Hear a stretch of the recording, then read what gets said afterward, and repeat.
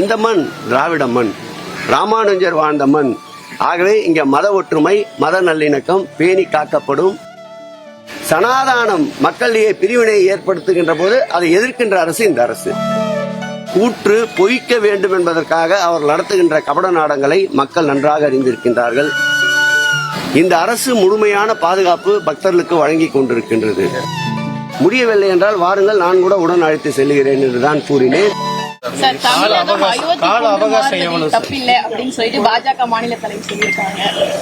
திருப்பரங்குன்றத்தை அயோத்தியா மாற்ற தவறு இல்லை, ராமராஜ்யம் நாங்கள் கொண்டு வருவோம் அப்படிங்கிறாரு. வட மாநிலங்கள் வேண்டுமென்றால் அவர்கள் நினைத்த இது போன்ற செயல்கள், இது போன்ற காரியங்கள் ஈடேறலாம். தமிழகத்தை பொறுத்தளவில் நான் பலமுறை சொல்லியதுதான், ஜாதி மத இன மொழிகளுக்கு அப்பாற்பட்டு நடைபெறுகின்ற ஆட்சி மாண்புமிகு தமிழக முதல்வர் தலைமையிலே இருக்கின்ற திராவிட மாடல் ஆட்சி. அவருடைய கனவு பகல் கனவாகத்தான் இருக்கும். இந்த மண் திராவிட மண், ராமானுஜர் வாழ்ந்த மண். ஆகவே இங்க மத ஒற்றுமை, மத நல்லிணக்கம் பேணி காக்கப்படும். இது போன்ற செயல்களுக்கு நிச்சயம் தமிழக மக்கள் அனுமதிக்க மாட்டார்கள். அனைத்து தரப்பட்ட மக்களும் சகோதரர்களாக சகோதரத்துவத்தோடு வாழ்ந்து கொண்டிருக்கின்ற மண் என்பதை நண்பர் நயினார் நாகேந்திரனுக்கு தெரிவித்துக் கொள்கிறேன். சனாதனத்தை எவ்வளவு காலங்கள் ஆனாலும் அழிக்க முடியாதுன்னு நயினார் நாகேந்திரன். நாங்கள் எதையும் அழிக்க வேண்டும் என்று கூறவில்லை. எந்த ஒரு பொருளையும் மையப்படுத்தி மக்களை பிளவுபடுத்தக்கூடாது என்றுதான் கூறுகின்றோம். சமாதானம் என்ற வார்த்தை எவ்வளவு உயர்ந்த வார்த்தை தெரியுமா?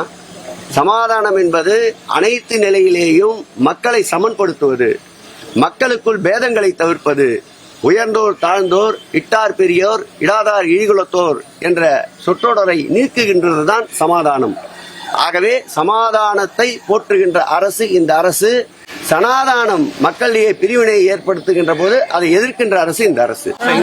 மதுரைக்கு திருப்பரங்குன்ற விவகாரத்துல நாங்க பாஜக நட்பு ரீதியாக தான் ஆதரவு கொடுப்போம், அரசியல் ரீதியாக ஆதரவு கொடுக்கிறது முன்னாள் அமைச்சர் திரு செல்லூர் ராஜு சொல்லியிருக்காரு. அதாவது எப்படிப்பட்ட ஒரு முரண்பாடு பார். அந்த காலத்தில் சொல்வார்கள் தரை பலிட்டி என்பார், தரையிலே அடிக்கின்ற பலிட்டிக்கு பேர் தலை பலிட்டி என்பார்கள், மேலே அடிக்கின்ற பல்ட்டிக்கு மேல் பல்ட்டி என்பார்கள். இவர்கள் அடிக்கின்ற பல்ட்டி ஆகாய பல்ட்டி. முதலிலே அந்த கட்சியினுடைய பொதுச் செயலாளர் என்று சொல்லிக் கொள்பவர் இந்த ஒரு நீதிமன்ற நீதிபதியுடைய தீர்ப்பை அமுல்படுத்த வேண்டும் என்று கூறுகிறார். அடுத்து வருகின்றவர் அன்பிற்கினிய அந்த கட்சியினுடைய ஸ்போக்ஸ் பர்சனாக இருக்கின்ற எங்கள் மாவட்டத்தை சார்ந்த ஒரு முன்னாள் அமைச்சர் அவர்கள். அடுத்து வருகின்றவர் அதில் ஏற்கனவே இருக்கின்ற நீதித்துறை என்ன சொல்லுகிறதோ அதை கையாள வேண்டும், ஒற்றுமையாக இருக்க வேண்டும் என்று சொல்லுகிறார். அடுத்து வருகின்ற அன்பிற்கினிய அருமை அண்ணன் ராஜன் செல்லப்பா அவர்கள்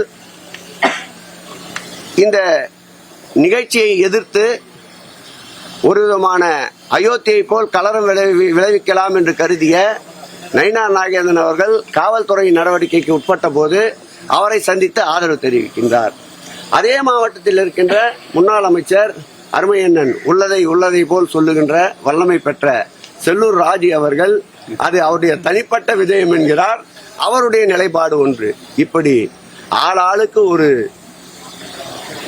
கோணத்தை நோக்கி பயணித்துக் கொண்டிருக்கின்ற அந்த இயக்கம், அந்த இயக்கத்துடைய கொள்கை முழுவதுமாக பாரதிய ஜனதாவிடம் அடிமைப்படுத்தப்பட்டு விட்டது. ஊர் கூடி தேர்வித்தால்தான், வடம் ஒழுங்காக சென்றால்தான் நிலையை அடையும். இன்றைக்கு அதிமுகவுடைய நிலை அப்படி அல்ல. ஆகவே அந்த தேர் 2026ஆம் ஆண்டு நிலை அடையாது என்பது இது போன்ற நிகழ்ச்சிகளே சான்று. எதிர்ப்பு தான் தெரிவிக்குது, நிறைய விஷயங்களை மதுரைக்கு எதிர்ப்பாக தான் செஞ்சுட்டு இருக்காங்க அப்படின்னு சொல்லி தமிழிசை பேசியிருக்காங்க. மதுரைக்கு துரோகம் விளைச்சிருக்கதா சொல்றாங்க. அவங்க போனியா அவ்வளவுமா அவங்க கந்தன் மலையை படம் நடிச்சிருக்காரு.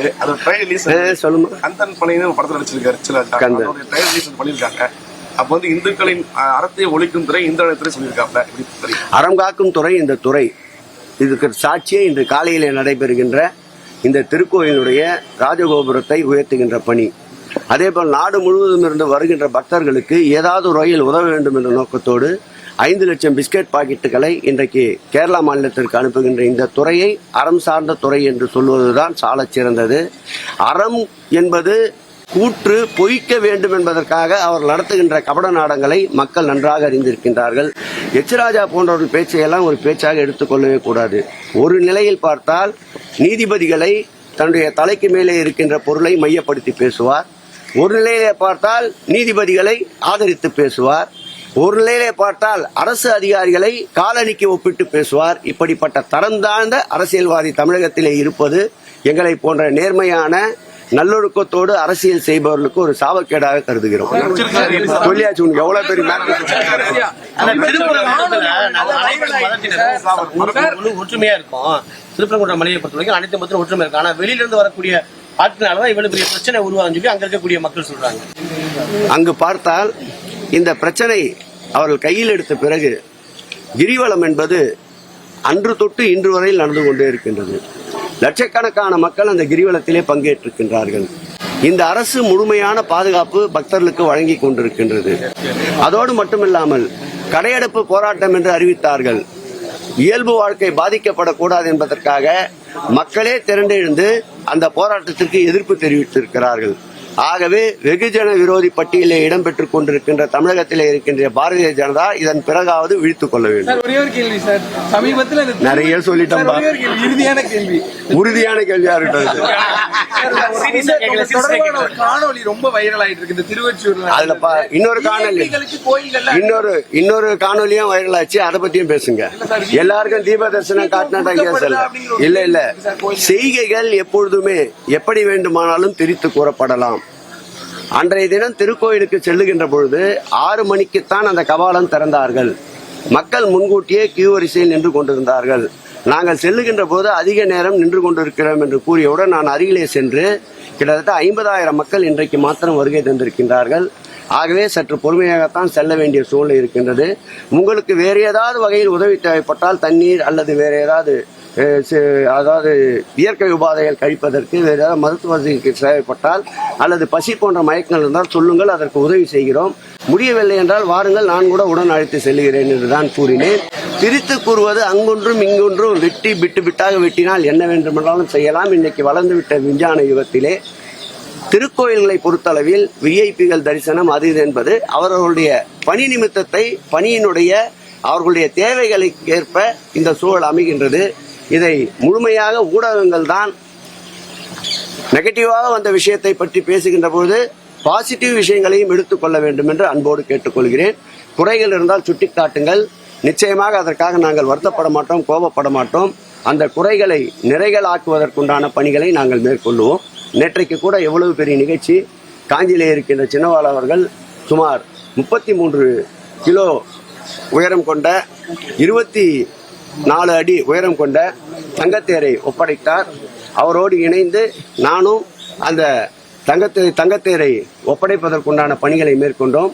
கிட்டத்தட்ட 6 கிலோமீட்டர் அந்த தங்கரதம் ஊர்வலமாக கொண்டு வரப்பட்டது. 1.5 லட்சத்துக்கும் மேற்பட்ட மக்கள் அதை கண்டு தரிசித்தார்கள். சிறு அசம்பாவிதம் இல்லை. அதேபோல் நீங்கள் கூறிய திருவொற்றியூருடைய அந்த தீபத்திற்கு திறக்கப்படுகின்ற ஆதிபுரீஸ்வரர் கபாலம் திறப்பு நிகழ்ச்சியில் 3 லட்சம் பேர் மக்கள் பயன்பெற்றிருக்க பக்தர்கள் தரிசனம் மேற்கொண்டிருக்கின்றார்கள். ஒரு சிறிய இடையூறு, சிறிய அசம்பாவிதம் கூட இல்லாமல் முழுமையாக நேற்றோடு அந்த தரிசனம் நிறைவேற்றப்பட்டிருக்கின்றது. ஆகவே லட்சக்கணக்கான கூடுகின்ற மக்கள் என்றாலும் சரி, 1000 கணக்கிலே திருவிழா காலங்களில் கூடுகின்ற மக்கள் என்றாலும் சரி, அவருடைய பாதுகாப்பு, அவருடைய தேவைகளை முழுமையாக நிறைவு செய்கின்ற அரசாக இந்த திராவிட மாடல் அரசு திகழ்ந்து கொண்டிருக்கின்றது.